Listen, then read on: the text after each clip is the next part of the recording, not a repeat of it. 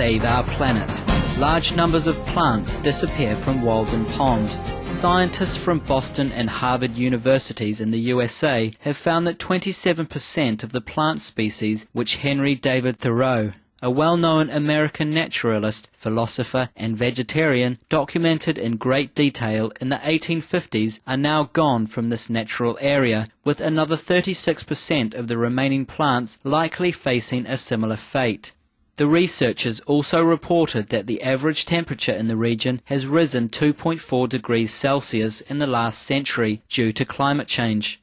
Scientists, we appreciate knowing about the extended harms of global warming. May we all be eco-heroes every day by treading more lightly on this earth with sustainable lifestyles. Sweden donates $4.7 million to Asian Development Bank, or ADB, for clean energy. Joining Norway and Australia in contributing to Asian Development Bank's Clean Energy Financing Partnership Facility, the monies are intended to assist developing member states in becoming more energy independent. They can also help lessen greenhouse gas emissions through investments in energy efficiency and clean power projects. Sweden, heaven smiles on your generous assistance to developing nations in addressing climate change and becoming more energy secure. May all countries be similarly graced in their development of green energy for our planet's brighter future.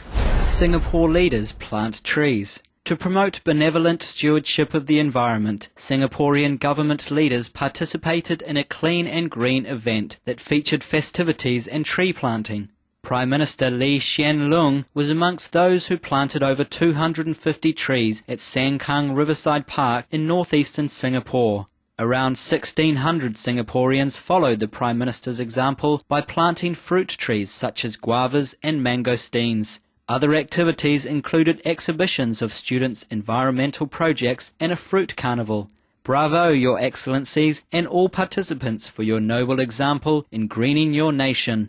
Blessed be initiatives such as these in leading to cleaner ecosystems in our shared biosphere. New standard for carbon footprint calculation.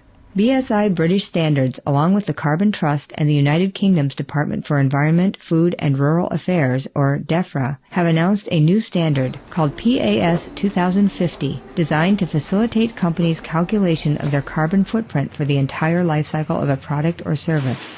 In doing so, a business can evaluate greenhouse gas emissions, starting with the design phase, making it easier to develop new products that are earth-friendly. Using PAS 2050, one corporation already helped a supplier reduce its waste by 54%.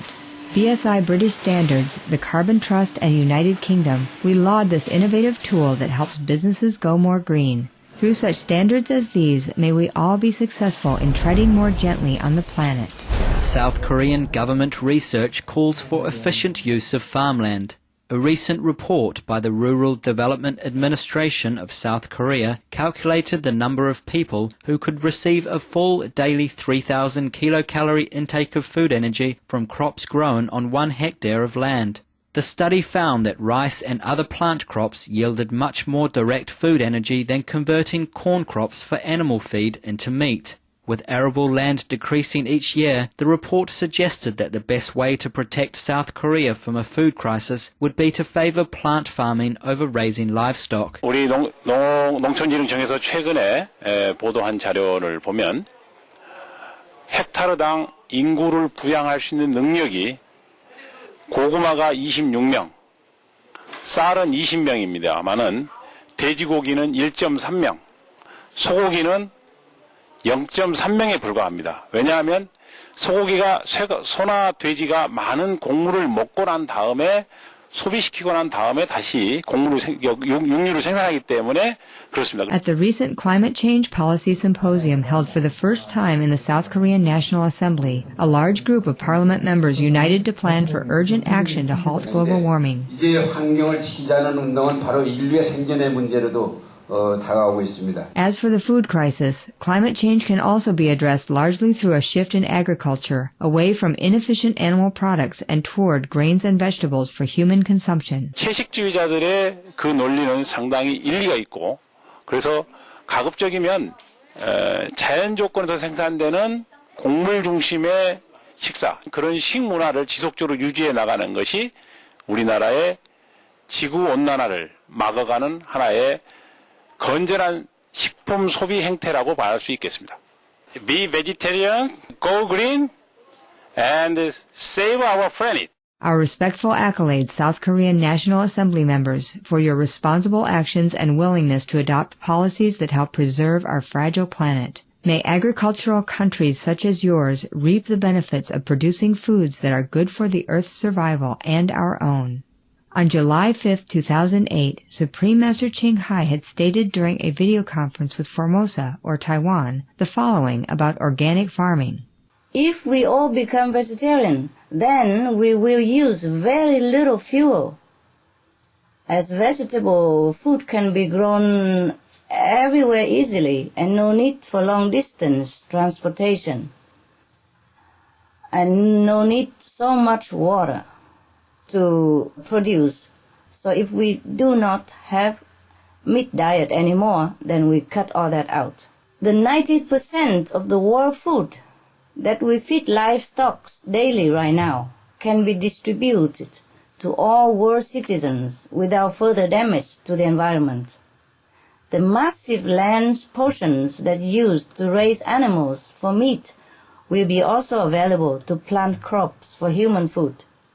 And the government should offer subsidies for this organic farming so that to encourage them and to help them to continue their noble mission, to help them, to enable them to continue to serve the public in such the excellent way as offering a healthy, environmental friendly, planetary protective food such as organic farming.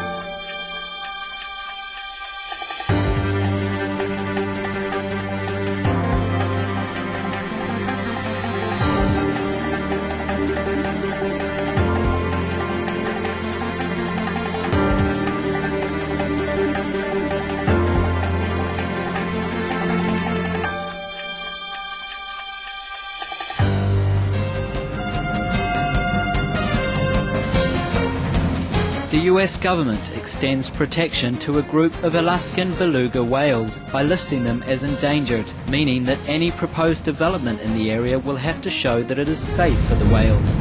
Governor John Corzine of New Jersey, United States, has released plans for the state to produce 3,000 megawatts of energy from wind power by 2020, which includes the construction of offshore wind farms.